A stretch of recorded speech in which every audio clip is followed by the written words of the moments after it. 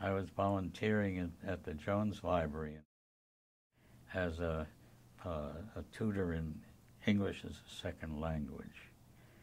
I did that because I thought that my parents probably got help when they got over here, and I was giving back. I think the Hebrew Immigrant Aid Society probably had a hand in it, because I think my father used to very importantly support them. And so I thought that they had help, and maybe I can help somebody else.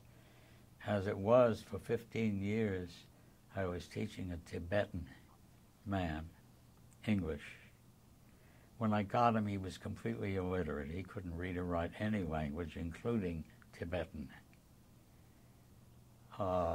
He was working 2 jobs, so he worked 7 days a week.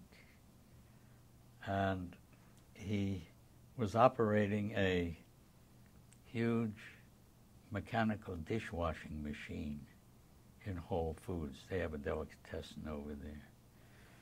And for the 2 days off a week there, he worked at Judy's restaurant on a great big commercial dishwashing machine. He called me up one morning, early, to tell me he had gone to the library and they had a sign up which he had read, which said the library is closed for staff training, and he wanted to tell me not to come that morning.